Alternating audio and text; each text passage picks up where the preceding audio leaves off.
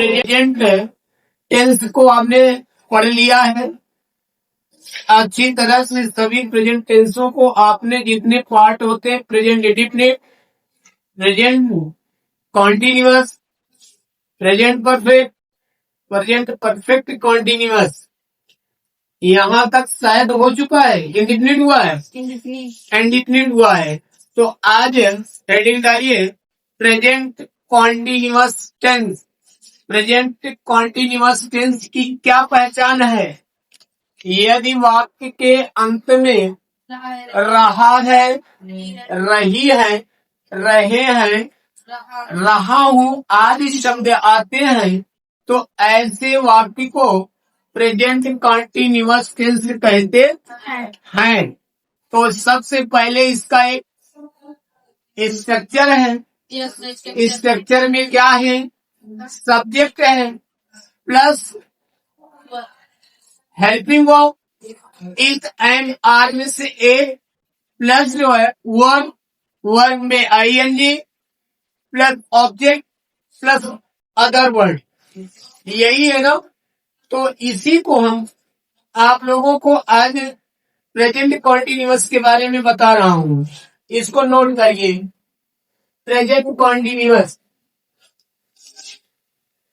Present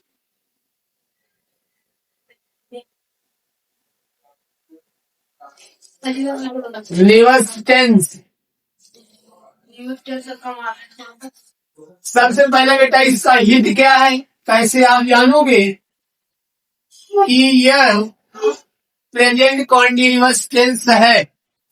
इसमें क्या है, इसका हिंस ये है, यदि वाक्य के अंत में, यदि वाक्य के अंत में रहा है, रही है, रहे हैं आदि शब्द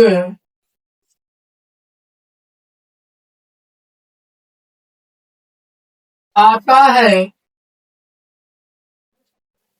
तो ऐसे वाक्य को, ऐसे वाक्य को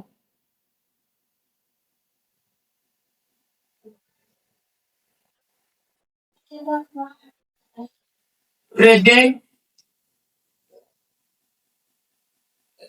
कॉन्टिन्यूअस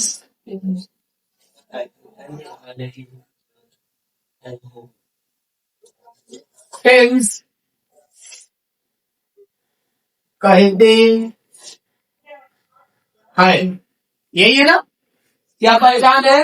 यदि वाक्य के अंत में रहा है, रही है, रहे हैं आदि शब्द आता है तो ऐसे वाक्य को प्रेजेंट कॉन्टिन्यूअस टेंस कहते हैं। इसका स्ट्रक्चर क्या होता है?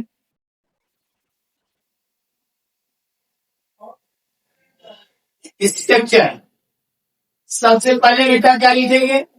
Subject plus is and are plus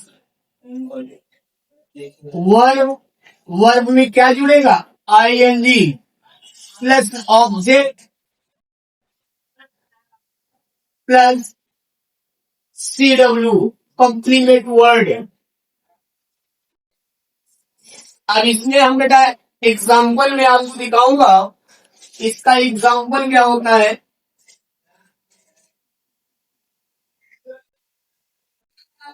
example number 1,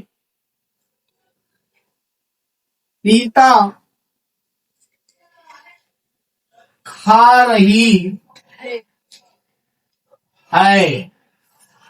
तो लास्ट में रहा रही आ गया ना, इससे पता चल गया कि मेरा वाक्य कैसा वाक्य है?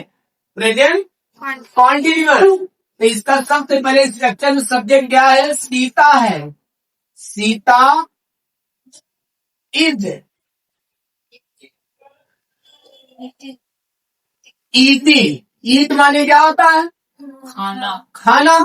अब इसमें आईएनजी लगाना है, ईटिंग हो जाएगा। Sita is eating. Eating, complete हो गया आपका। अब दूसरा है बेटा, दूसरा क्या है? सोनू विद्यालय जा रहा है। सोनू कहाँ जा रहा है? विद्यालय। विद्यालय जा रहा है। सबसे पहले क्या करेंगे? सब सब्जेक्ट लिखेंगे। सब्जेक्ट क्या है बेटा? सोनू। सोनू। सोनू इस। अब किताब में जाना बेटा, क्योंकि आपका वर्ब क्रिया क्या है आपकी? जाना। तो किताब में जाना, गो। गो में क्या लग जाएगा बेटा? आईएनजी। आईएनजी। कहाँ जा रहा है? ऑब्जेक्ट क्या है? विद्यालय। विद्यालय। तो ये हो जाएगा सोनू इज गोइंग टू, कहाँ बेटा? स्कूल। स्कूल। ठीक है ना? अब इसके बाद तीसरा है, वे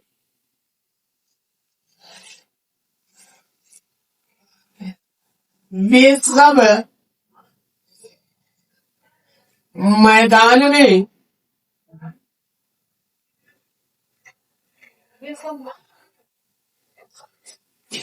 खेल रहे हैं। खेल रहे हैं। तो सबसे पहले बेटा सब्जेक्ट क्या है मेरा? वे सब। तो वे सब की नीस क्या होगी? दे। तो आप लिखिए दे सब आगे का प्रयोग होगा बेटा। They are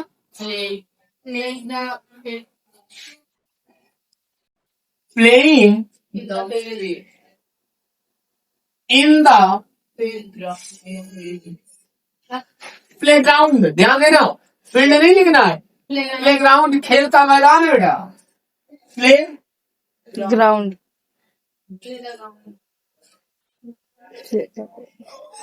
ground. ठीक है ना?